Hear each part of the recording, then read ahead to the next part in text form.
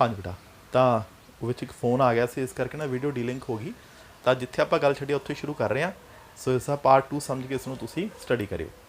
ਤਾਂ ਅਸੀਂ ਬੇਟਾ ਗੱਲ ਕਰ ਰਹੇ ਸੀ ਕਿ ਜੀ ਇਲੈਕਟ੍ਰਿਕ ਫੀਲਡ ਇੰਟੈਂਸਿਟੀ ਇੱਕ ਵੈਕਟਰ ਕੁਆਂਟੀਟੀ ਹੁੰਦੀ ਹੈ, ਔਰ ਜਿਹੜੀ ਵੈਕਟਰ ਕੁਆਂਟੀਟੀ ਹੁੰਦੀ ਹੈ ਉਸਦੀ ਆਪਣੀ ਇੱਕ ਡਾਇਰੈਕਸ਼ਨ ਹੁੰਦੀ ਹੈ ਨਾ। ਬਟ ਇੱਥੇ ਗੱਲ ਯਾਦ ਰੱਖਿਓ, ਇਲੈਕਟ੍ਰਿਕ ਫੀਲਡ ਇੰਟੈਂਸਿਟੀ ਦੀ ਆਪਣੀ ਡਾਇਰੈਕਸ਼ਨ ਕੋਈ ਨਹੀਂ, ਇਹਨੂੰ ਡਾਇਰੈਕਸ਼ਨ ਹਮੇਸ਼ਾ ਕਿੱਥੋਂ ਮਿਲਦੀ ਹੈ? ਫੋਰਸ ਤੋਂ ਹੀ ਮਿਲਦੀ ਹੈ। ਧਿਆਨ ਨਾਲ ਦੇਖੋ, ਇੱਥੇ ਫੋਰਸ ਆਊਟਵਰਡ ਹੈ, ਤਾਂ ਜਿਹੜੀ ਡਾਇਰੈਕਸ਼ਨ ਫੋਰਸ ਸੇਮ ਡਾਇਰੈਕਸ਼ਨ ਹੀ ਹੁੰਦੀ ਹੈ ਇਲੈਕਟ੍ਰਿਕ ਫੀਲਡ ਇੰਟੈਂਸਿਟੀ। ਇੱਕ ਚੀਜ਼ ਹੋਰ, ਇਹਦੀ ਇੱਕ ਫਾਰਮ ਹੋਰ ਵੀ ਹੁੰਦੀ ਹੈ, ਉਸ ਨੂੰ ਬੋਲਦੇ ਨੇ ਐਗਜ਼ੈਕਟ ਫਾਰਮ। ਐਗਜ਼ੈਕਟ ਫਾਰਮ ਐਵੇਂ ਹੁੰਦੀ ਹੈ ਕਿ ਇਲੈਕਟ੍ਰਿਕ ਫੀਲਡ ਪਤਾ ਕਿਹਦੀ ਇਕੁਅਲ ਹੈ ਜੀ? ਕਹਿੰਦੇ ਐਫ ਅਪੋਨ ਕਿਊ ਨੋਟ। ਇੱਥੇ ਤੱਕ ਤਾਂ ਦੇਖੋ ਸੇਮ ਹੈ ਨਾ। ਇੱਥੇ ਲਿਖਦੇ ਨਾ ਲਿਮਟ, ਲਿਮਟ ਦੇ ਨਾ ਨੀਚੇ ਲਿਖਿਆ ਹੁੰਦਾ ਹੈ ਕਿਊ ਨੋਟ ਅਪਰੋਚਸ ਟੂ ਜ਼ੀਰੋ। ਹੁਣ ਇਹਦਾ ਮਤਲਬ ਮੈਂ ਸਮਝਾ ਦਿੰਦਾ ਵੀ ਇਸ ਚੀਜ਼ ਦਾ ਕੀ ਮਤਲਬ ਹੈ। ਦੇਖੋ ਆਪਾਂ ਨੇ ਸ਼ੁਰੂ 'ਚ ਗੱਲ ਕਹੀ ਹੈ ਕਿ ਚਾਰਜ ਨਾ ਦੋ ਤਰ੍ਹਾਂ ਦੇ ਹੋਣਗੇ, ਪਹਿਲੇ ਹੋਣਗੇ ਸੋਰਸ ਚਾਰਜ, ਦੂਸਰੇ ਹੋਣਗੇ ਟੈਸਟ ਚਾਰਜ। ਦੇਖੋ ਸੋਰਸ ਦਾ ਕੰਮ ਕੀ ਹੈ? ਫੀਲਡ ਨੂੰ ਪ੍ਰੋਡਿਊਸ ਕਰਨਾ। ਟੈਸਟ ਚਾਰਜ ਦਾ ਕੰਮ ਕੀ ਹੈ? ਸਿਰਫ ਟੈਸਟ ਕਰਨਾ ਹੈ, ਆਪਣਾ ਖੁਦ ਦਾ ਫੀਲਡ ਪ੍ਰੋਡਿਊਸ ਨਹੀਂ ਕਰਨਾ। ਦੇਖੋ ਜੇ ਮੈਂ ਚਾਹਣਾ ਨਾ ਕਿ ਕਿਊ ਨੋਟ ਦਾ ਆਪਣਾ ਖੁਦ ਦਾ ਕੋਈ ਫੀਲਡ ਨਾ ਹੋਏ, ਤਾਂ ਮੈਨੂੰ ਇਹ ਗੱਲ ਅਜ਼ਿਊਮ ਕਰਕੇ ਚੱਲਣੀ ਪੈਣੀ ਹੈ ਕਿ ਜੀ ਕਿਊ ਨੋਟ ਦਾ ਵਿਚਾਰਾ ਇੰਨਾ ਕੁ ਸਮੋਲ ਹੈ, ਅਪਰੋਚਸ ਟੂ ਜ਼ੀਰੋ, ਮਤਲਬ ਜ਼ੀਰੋ ਨੂੰ ਅਪਰੋਚ ਕਰ ਰਿਹਾ ਹੈ। ਮਤਲਬ ਕਿਊ ਨੋਟ ਚਾਹੇ ਖੁਦ ਇੱਕ ਚਾਰਜ ਹੈ, ਚਾਹੇ ਮਾੜਾ ਮੋਟਾ ਉਹਦਾ ਫੀਲਡ ਹੋਊਗਾ, ਬਟ ਅਸੀਂ ਮੰਨ ਕੇ ਚੱਲਦੇ ਹਾਂ ਕਿ ਕਿਊ ਨੋਟ ਦਾ ਵਿਚਾਰਾ ਇੰਨਾ ਛੋਟਾ ਹੈ, ਇੰਨਾ ਮਨਿਊਟ ਹੈ, ਆਲਮੋਸਟ ਜ਼ੀਰੋ ਆ, ਇਹਦਾ ਖੁਦ ਦਾ ਕੋਈ ਫੀਲਡ ਨਹੀਂ। ਤਾਂ ਫੀਲਡ ਅਸੀਂ ਸਿਰਫ ਸੋਰਸ ਚਾਰਜ ਦਾ ਹੀ ਕੰਸੀਡਰ ਕਰ ਰਹੇ ਹਾਂ, ਕਿਊ ਨੋਟ ਦਾ ਕੋਈ ਫੀਲਡ ਨਹੀਂ। ਇਸ ਚੀਜ਼ ਨੂੰ ਮੈਥਮੈਟੀਕਲੀ ਸ਼ੋਅ ਕਰਨ ਲਈ ਲਿਖਿਆ ਜਾਂਦਾ ਹੈ ਲਿਮਟ ਕਿਊ ਨੋਟ ਅਪਰੋਚਸ ਟੂ ਜ਼ੀਰੋ। ਹੁਣ ਦੇਖੋ ਤਿੰਨ ਫਾਰਮੂਲੇ ਹੋ ਗਏ। ਜੇ ਤਾਂ ਮੈਂ ਗੱਲ ਕਰੂੰਗਾ ਸਕੇਲਰ ਫਾਰਮ ਇਹ ਵਾਲਾ ਫਾਰਮੂਲਾ, ਮੈਂ ਗੱਲ ਕਰੂੰਗਾ ਵੈਕਟਰ ਫਾਰਮ ਇਹ ਵਾਲਾ ਫਾਰਮੂਲਾ। ਇਹ ਫਾਰਮੂਲਾ ਕਿਤੇ ਯੂਜ਼ ਨਹੀਂ ਹੋਣਾ, ਬਸ ਤੁਹਾਨੂੰ ਦੱਸਣਾ ਜ਼ਰੂਰੀ ਸੀ ਕਿ ਹਾਂਜੀ ਵੀ ਐਵੇਂ ਦੀ ਇੱਕ ਫਾਰਮ ਵੀ ਇਸ ਦੀ ਹੁੰਦੀ ਹੈ। ਸੋ ਉਸ ਤੋਂ ਅਗਲੀ ਗੱਲ, ਐਗਜ਼ਾਮ ਦੇ ਵਿੱਚ ਇਹ ਪੁੱਛਿਆ ਜਾਂਦਾ ਹੈ ਕਿ ਜਿਹੜੀ ਇਲੈਕਟ੍ਰਿਕ ਫੀਲਡ ਇੰਟੈਂਸਿਟੀ ਹੈ, ਇਹਦੇ ਐਸਆਈ ਯੂਨਿਟ ਕੀ ਨੇ ਔਰ ਇਹਦੇ ਸੀਜੀਐਸ ਯੂਨਿਟ ਕੀ ਨੇ। ਹੁਣ ਦੇਖੋ ਇਸ ਦੇ ਯੂਨਿਟ ਕਿੱਥੋਂ ਬਣਦੇ ਨੇ? ਫੋਰਸ ਦੇ ਹੁੰਦੇ ਨੇ ਨਿਊਟਨ, ਚਾਰਜ ਦੇ ਹੁੰਦੇ ਨੇ ਕੂਲਮ। ਤਾਂ ਯੂਨਿਟ ਇੱਥੋਂ ਆਉਂਦੇ ਨੇ, ਫੋਰਸ ਦੇ ਨਿਊਟਨ, ਚਾਰਜ ਦੇ ਕੂਲਮ। ਅੱਛਾ ਸੀਜੀਐਸ ਆਓ, ਨਿਊਟਨ ਦੀ ਜਗ੍ਹਾ 'ਤੇ ਡਾਈਨ, ਇਹ ਆਪਾਂ +1 'ਚ ਵੀ ਪੜ੍ਹਦੇ ਹੁੰਦੇ ਹਾਂ। ਬਟ ਕੂਲਮ ਦੀ ਜਗ੍ਹਾ 'ਤੇ ਸਟੈਟ ਕੂਲਮ। ਹੁਣ ਇਹ ਸਟੈਟ ਕੂਲਮ ਕੀ ਹੁੰਦਾ ਹੈ? ਇੱਕ ਦੋ ਦਿਨ ਬਾਅਦ ਮੈਂ ਕੰਸੈਪਚੁਅਲ ਕਰਵਾਉਣੇ ਨੇ, ਉਹਨਾਂ ਕੰਸੈਪਚੁਅਲ ਦੇ ਵਿੱਚ ਇਹ ਕੰਸੈਪਟ ਆਊਗਾ ਜੀ, ਇੱਕ ਕੂਲਮ ਹੁੰਦਾ, ਇੱਕ ਸਟੈਟ ਕੂਲਮ ਹੁੰਦਾ, ਕੀ ਰਿਲੇਸ਼ਨ ਹੁੰਦਾ, ਇਹ ਆਪਾਂ ਕੰਸੈਪਚੁਅਲ ਦੇ ਵਿੱਚ ਪੜ੍ਹਾਂਗੇ। ਤਾਂ ਫਿਲਹਾਲ ਦੋ ਗੱਲਾਂ, ਐਸਆਈ ਅੰਦਰ ਯੂਨਿਟ ਕੀ ਨੇ? ਨਿਊਟਨ ਪਰ ਕੂਲਮ, ਕਿਉਂਕਿ ਫੋਰਸ ਅਪੋਨ ਚਾਰਜ ਹੈ, ਅਤੇ ਸੀਜੀਐਸ ਅੰਦਰ ਇਸ ਯੂਨਿਟ ਹੁੰਦੇ ਨੇ ਡਾਈਨ ਪਰ ਸਟੈਟ ਕੂਲਮ। ਸੋ ਉਮੀਦ ਕਰਦਾ ਇੰਨੀ ਗੱਲ ਕਲੀਅਰ ਹੋਊਗੀ। ਹੁਣ ਐਗਜ਼ਾਮ ਦੇ ਵਿੱਚ ਬੇਟਾ ਇਹ ਚੀਜ਼ ਪੁੱਛੀ ਜਾਂਦੀ ਹੈ ਕਿ ਜੀ ਇਹ ਦੱਸੋ ਕਿ ਜਿਹੜਾ ਇਲੈਕਟ੍ਰਿਕ ਫੀਲਡ ਇੰਟੈਂਸਿਟੀ ਹੈ, ਆਖਰਕਾਰ ਇਸ ਦਾ ਡਿਮੈਂਸ਼ਨਲ ਫਾਰਮੂਲਾ ਕੀ ਹੁੰਦਾ ਹੈ? ਹੁਣ ਦੇਖੋ ਇਸ ਦਾ ਡਿਮੈਂਸ਼ਨਲ ਫਾਰਮੂਲਾ ਕਿਵੇਂ ਬਣਦਾ ਹੈ, ਆਪਾਂ ਇੱਥੇ ਬਣਾਉਣੇ ਆ ਜੋ ਡਿਮੈਂਸ਼ਨਲ ਫਾਰਮੂਲਾ। ਦੇਖੋ ਇਲੈਕਟ੍ਰਿਕ ਫੀਲਡ ਇੰਟੈਂਸਿਟੀ ਕਿਹਦੀ ਇਕੁਅਲ ਹੈ? Force upon charge. ਇਹੀ ਬੋਲਿਆ ਸੀ ਨਾ ਆਪਾਂ ਨੇ, ਐਫ ਅਪੋਨ ਕਿਊ। ਹੁਣ ਇਹਦੇ ਅੰਦਰ ਜਿਹੜੀ ਬੇਟਾ ਫੋਰਸ ਹੈ, ਇਹਦਾ ਫਾਰਮੂਲਾ ਹੁੰਦਾ ਹੈ m1 l1 t-2। ਤਾਂ ਫੋਰਸ ਹੋ ਗਈ m1 l1 t-2। ਚਾਰਜ ਮੈਂ ਤੁਹਾਨੂੰ ਇਸ ਤੋਂ ਲਾਸਟ ਚੈਪਟਰ 'ਚ ਕਿਹਾ ਸੀ ਕੀ ਹੁੰਦਾ ਹੈ?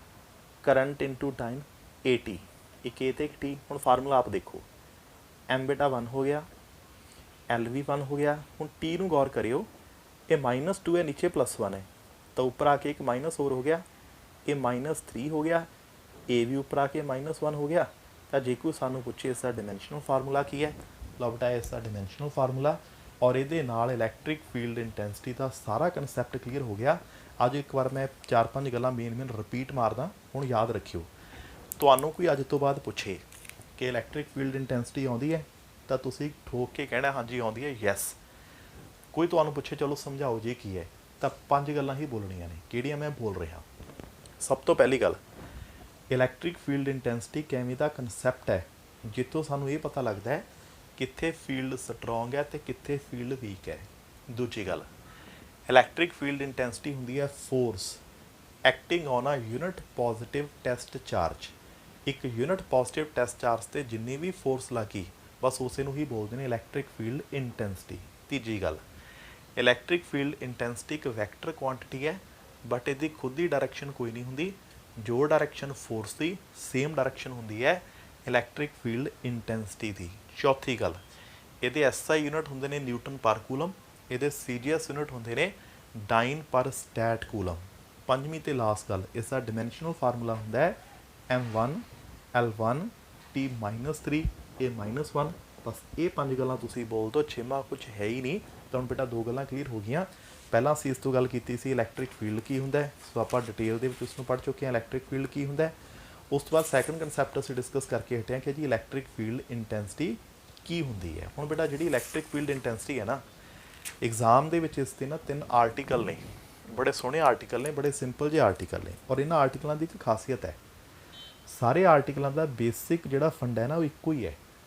ਮਤਲਬ ਤੁਸੀਂ ਇੱਕ ਆਰਟੀਕਲ ਸਮਝ ਲਓ ਜਾਂ ਤਿੰਨੇ ਆਰਟੀਕਲ ਸਮਝ ਲਓ, ਕੁੱਲ ਮਿਲਾ ਕੇ ਗੱਲ ਇੱਕੋ ਹੀ ਹੈ। ਤਾਂ ਇਸ ਕਰਕੇ ਜਿਹੜਾ ਹੁਣ ਟੌਪਿਕ ਮੈਂ ਬਿਲਕੁਲ ਛੋਟਾ ਜਿਹਾ ਇੱਕ ਆਰਟੀਕਲ ਕਰਾਉਣ ਲੱਗਿਆ, ਇਸ ਆਰਟੀਕਲ ਦੇ ਨਾ ਮੈਥਡ ਨੂੰ ਧਿਆਨ ਨਾਲ ਫਿੱਟ ਕਰ ਲਿਓ ਦਿਮਾਗ 'ਚ। ਬਸ ਇੱਕ ਵਾਰ ਉਹ ਮੈਥਡ ਫਿੱਟ ਹੋ ਗਿਆ ਫਿਰ ਤਾਂ ਕੋਈ ਦਿੱਕਤ ਹੀ ਨਹੀਂ। ਅਗਲੇ ਆਰਟੀਕਲ ਜੇ ਮੈਂ ਨਾ ਵੀ ਕਰਾਵਾਂ ਨਾ, ਤੁਸੀਂ ਆਪ ਵੀ ਕਰ ਲਓਗੇ। ਹੁਣ ਸਮਝੋ ਧਿਆਨ ਨਾਲ ਕਿਹੜਾ ਆਰਟੀਕਲ ਹੈ। ਤਾਂ ਬੇਟਾ ਪੇਪਰ ਦੇ ਵਿੱਚ ਆਪਾਂ ਨੂੰ ਐਵੇਂ ਕਿਹਾ ਜਾਂਦਾ ਹੈ, ਸਾਨੂੰ ਕਹਿਣਗੇ ਜੀ ਇਲੈਕਟ੍ਰਿਕ ਫੀਲਡ ਇੰਟੈਂਸਿਟੀ ਨੂੰ ਫਾਈਂਡ ਕਰੋ। ਓਕੇ, ਕਰ ਦਿੰਦੇ ਹਾਂ ਫਾਈਂਡ। ਨਾਲ ਇੱਕ ਵਰਡ ਬੋਲਣਗੇ ਡਿਊ ਟੂ ਪੁਆਇੰਟ ਚਾਰਜ। ਸਾਨੂੰ ਕਹਿਣਗੇ ਜੀ ਸਾਡੇ ਕੋਲ ਇੱਕ ਪੁਆਇੰਟ ਚਾਰਜ ਹੈ, ਦੱਸੋ ਪੁਆਇੰਟ ਚਾਰਜ ਕਰਕੇ ਕਿਸੇ ਪੁਆਇੰਟ 'ਤੇ ਕਿੰਨੀ ਇਲੈਕਟ੍ਰਿਕ ਫੀਲਡ ਇੰਟੈਂਸਿਟੀ ਹੈ। ਤੇ ਐਗਜ਼ਾਮ ਦੇ ਵਿੱਚ ਆਉਂਦਾ ਹੈ derive a relation for electric field intensity at a point due to point charge. ਬਸ ਇਹ ਪਹਿਲਾ ਆਰਟੀਕਲ ਹੈ। ਸੋ ਇਹ ਆਰਟੀਕਲ ਨੂੰ ਹੁਣ ਅਸੀਂ ਕਿਵੇਂ ਕਰਨਾ ਹੈ, ਲਓ ਤੁਹਾਡੇ ਸਾਹਮਣੇ ਮੈਂ ਇਸ ਨੂੰ ਸੋਲਵ ਕਰੂੰਗਾ। ਸੋਲੂਸ਼ਨ ਤਾਂ ਚਲੋ ਦੇਖਣਾ ਹੀ ਦੇਖਣਾ ਹੈ, ਬਟ ਸੋਲੂਸ਼ਨ ਤੋਂ ਜ਼ਿਆਦਾ ਤੁਸੀਂ ਮੈਥਡ ਦੇਖਣਾ ਹੈ ਕਿ ਮੈਂ ਕਿਹੜੇ ਕਿਹੜੇ ਸਟੈਪ ਫੋਲੋ ਕਰਦਾ। ਦੇਖੋ 4 ਸਟੈਪ ਨੇ, ਇਹਦੇ ਸਾਰੇ ਆਰਟੀਕਲ ਹੀ 4 ਸਟੈਪਾਂ 'ਚ ਹੁੰਦੇ ਨੇ।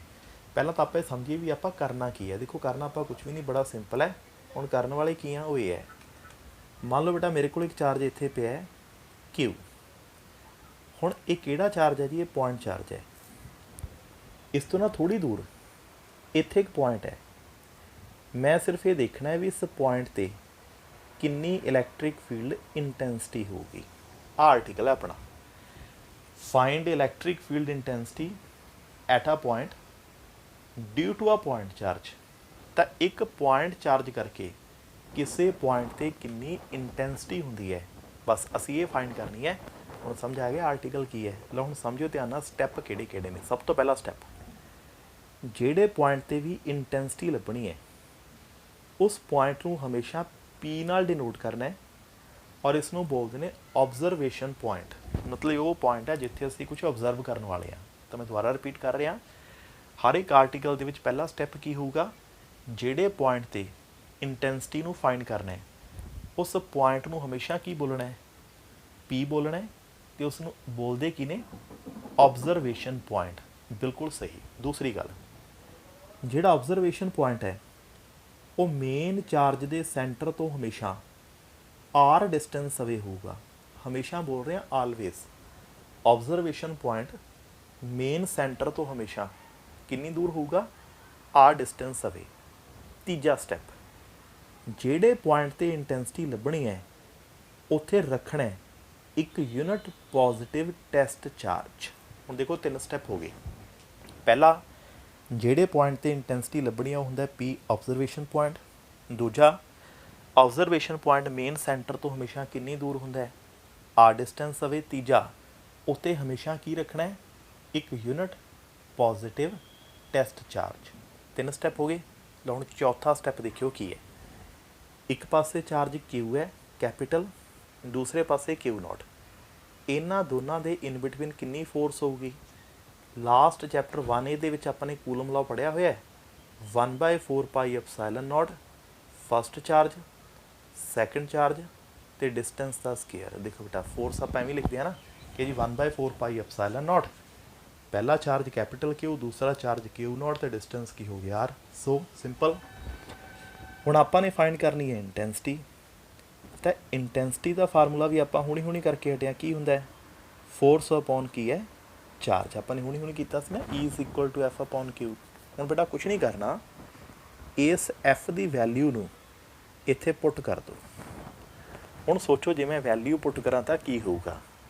ਤਾਂ ਇਲੈਕਟ੍ਰਿਕ ਫੀਲਡ ਦਾ ਫਾਰਮੂਲਾ ਕੁਛ ਐਵੇਂ ਬਣੂਗਾ, 1/4 pi epsilon naught first charge second charge, distance ਦਾ ਸਕੇਅਰ ਤੇ ਨੀਚੇ ਕਿਊ ਨੋਟ, ਕਿਉਂਕਿ ਐਫ ਅਪੋਨ ਕਿਊ ਨੋਟ ਹੈ ਨਾ, ਤਾਂ ਕਿਊ ਨੋਟ ਨੀਚੇ। ਹੁਣ ਦੇਖੋ ਕਿਊ ਨੋਟ ਕੀ ਹੋ ਗਿਆ, ਕੈਂਸਲ। ਤਾਂ ਜਿਵੇਂ ਕਿਊ ਨੋਟ ਕੈਂਸਲ ਕੀਤਾ, ਆ ਜੋ ਬੇਟਾ ਸਾਹਮਣੇ ਹੈ ਇਹ ਹੈ ਇਲੈਕਟ੍ਰਿਕ ਫੀਲਡ ਇੰਟੈਂਸਿਟੀ।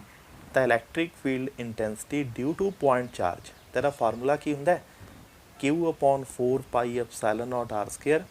ਬਸ ਇਹੀ ਉਹ ਚੀਜ਼ ਹੈ ਜਿਹੜੀ ਅਸੀਂ ਫਾਈਂਡ ਕਰਨੀ ਸੀ। ਤਾਂ ਸਾਨੂੰ ਬੇਟਾ ਇਹ ਕਿਹਾ ਗਿਆ ਸੀ ਕਿ ਕਿਸੇ ਪੁਆਇੰਟ ਚਾਰਜ ਕਰਕੇ ਕਿਸੇ ਪੁਆਇੰਟ 'ਤੇ ਕਿੰਨੀ ਇੰਟੈਂਸਿਟੀ ਹੈ ਉਹਨੂੰ ਅਸੀਂ ਫਾਈਂਡ ਕਰਨਾ ਸੀ, ਕਰ ਲਿਆ। ਤਾਂ ਹੁਣ ਯਾਦ ਰੱਖਿਓ ਇਲੈਕਟ੍ਰਿਕ ਫੀਲਡ ਇੰਟੈਂਸਿਟੀ ਕਿਸੇ ਵੀ ਪੁਆਇੰਟ ਚਾਰਜ ਦੀ, ਤੇਰਾ ਫਾਰਮੂਲਾ ਕੀ ਹੁੰਦਾ, q upon 4 pi epsilon naught r square. ਹੁਣ ਜਿਹੜੀ ਬੇਟਾ ਫਾਰਮ ਤੁਹਾਡੇ ਸਾਹਮਣੇ ਪਈ ਹੈ, ਸਾਰੇ ਬੱਚੇ 1 ਮਿੰਟ ਲਈ ਧਿਆਨ ਨਾਲ ਇਸ ਫਾਰਮ ਨੂੰ ਦੇਖੋ। 1 ਮਿੰਟ ਤੁਹਾਨੂੰ ਦਿੱਤਾ, ਧਿਆਨ ਨਾਲ ਬਸ ਫਾਰਮ ਦੇਖੋ। ਹਾਂਜੀ, ਚੰਗੀ ਤਰ੍ਹਾਂ ਦੇਖੋ, ਚਾਹੇ ਪੌਜ਼ ਕਰਕੇ ਦੇਖੋ, ਇਸ ਫਾਰਮ ਨੂੰ ਦੇਖੋ। ਉਸ ਤੋਂ ਬਾਅਦ ਮੈਂ ਤੁਹਾਨੂੰ ਇੱਕ ਕੁਐਸਚਨ ਪੁੱਛੂੰਗਾ ਇਸ 'ਤੇ। ਤਾਂ ਜੋ ਸਕਰੀਨ 'ਤੇ ਨਜ਼ਰ ਆ ਰਿਹਾ ਬਿਲਕੁਲ ਸ਼ਾਂਤੀ ਨਾਲ ਇਸ ਨੂੰ ਦੇਖੋ। ਦੇਖ ਲਿਆ ਸਾਰਿਆਂ ਨੇ? ਚਲੋ ਹੁਣ ਕੁਐਸਚਨ ਤੁਹਾਡੇ ਲਈ ਮੇਰਾ ਇਹ ਹੈ ਕਿ ਆ ਜਿਹੜੀ ਫਾਰਮ ਤੁਹਾਡੇ ਸਾਹਮਣੇ ਪਈ ਹੈ ਇਹ ਸਕੇਲਰ ਫਾਰਮ ਹੈ ਕਿ ਵੈਕਟਰ ਫਾਰਮ ਹੈ ਕਿ ਪੋਜੀਸ਼ਨ ਵੈਕਟਰ ਫਾਰਮ ਹੈ? ਸੋਚ ਕੇ। ਵੈਰੀ ਗੁੱਡ, ਇਹ ਸਕੇਲਰ ਫਾਰਮ ਹੈ। ਤਾਂ ਆਪਾਂ ਸਭ ਤੋਂ ਪਹਿਲਾਂ ਸਕੇਲਰ ਫਾਰਮ 'ਚ ਇਸ ਨੂੰ ਤਾਂ ਕੀਤਾ ਹੈ ਤਾਂ ਕਿ ਤੁਸੀਂ ਕਨਫਿਊਜ਼ ਨਾ ਹੋ ਜਾਓ। ਹੁਣ ਇਸੇ ਹੀ ਫਾਰਮ ਨੂੰ ਮੈਂ ਵੈਕਟਰ ਫਾਰਮ 'ਚ ਕਨਵਰਟ ਕਰਾਂ, ਦੇਖੋ ਕਿਵੇਂ ਕਨਵਰਟ ਹੋਣਾ ਹੈ। ਪਹਿਲੀ ਗੱਲ ਤਾਂ ਜਦੋਂ ਵੈਕਟਰ ਫਾਰਮ ਕਨਵਰਟ ਕਰਾਂਗੇ ਇਹਦੇ ਉੱਪਰ ਕੀ ਪੈ ਜਾਣਾ, ਇੱਕ ਐਰੋ। ਗੱਲ ਸਮਝ ਆ ਗਈ? ਇੱਥੇ ਵੀ ਕੀ ਪੈ ਜਾਣਾ, ਐਰੋ। ਜਦੋਂ ਬੇਟਾ ਅਸੀਂ ਵੈਕਟਰ ਫਾਰਮ 'ਚ ਜਾਵਾਂਗੇ ਤਾਂ ਡਾਇਰੈਕਸ਼ਨ ਤਾਂ ਚਾਹੀਦੀ ਹੈ ਨਾ। ਹੁਣ ਡਾਇਰੈਕਸ਼ਨ ਦੇਖਿਓ ਕਿਵੇਂ ਆਊ। ਆਹ ਚਾਰਜ ਪੋਜ਼ਿਟਿਵ ਹੈ, ਕਿਊ ਨੋਟ ਹੁੰਦੇ ਹੀ ਪੋਜ਼ਿਟਿਵ ਹੈ, ਤਾਂ ਪੋਜ਼ਿਟਿਵ ਨੂੰ ਕੀ ਕਰੂਗਾ, ਰਿਪੈਲ। ਤਾਂ ਫੋਰਸ ਕਿੱਧਰ